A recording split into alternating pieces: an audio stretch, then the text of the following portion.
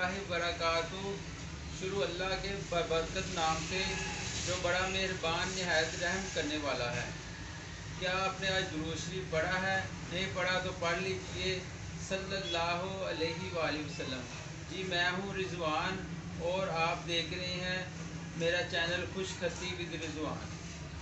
दुरूद पाक पढ़ते जाएं और पढ़वाते जाएं, दुरूद पाक पढ़ते जाएं और पढ़वाते जाएं। ठीक है, आज हमारा नया जो लफ्ज़ है वो बे को शीन के साथ मिलाना है। ठीक है, आइए स्टार्ट करते हैं। ये मैं शुरू से लफ्ज़ एक एक दोबारा हर वीडियो में बता रहा हूँ। इस तरीके से आपने कलम पकड़नी है। ये बे को अलिफ के साथ मिलाया है, ये बे को बे के साथ मिलाएंगे।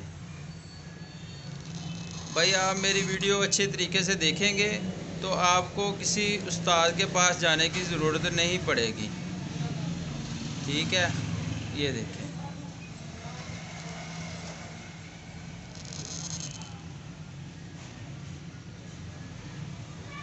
बे को ते के साथ, बे को जीम के साथ मिलाना है।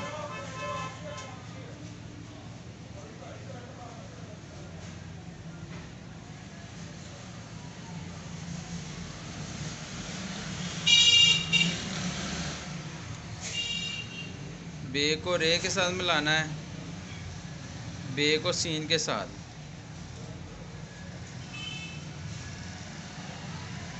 यहाँ तक हमने नोक का इस्तेमाल करना है, यहाँ हमने वैसा ही दायरा बना देना है सीन वाला।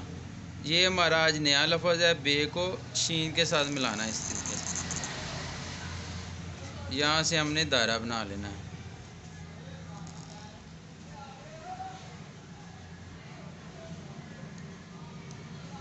ठीक है, ये लफ्ज़ जो हमारा नया जो भी लफ्ज़ होगा ना उसको हमने बार बार लिखना है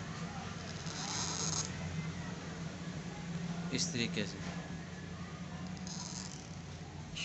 ये देखें, ये आपने बार बार लिखते जाना है जब तक ये दुरुस्त ना हो जाए। जो छोटा सा ऊपर डंडा बना के नीचे बड़ी शीन बना देनी है।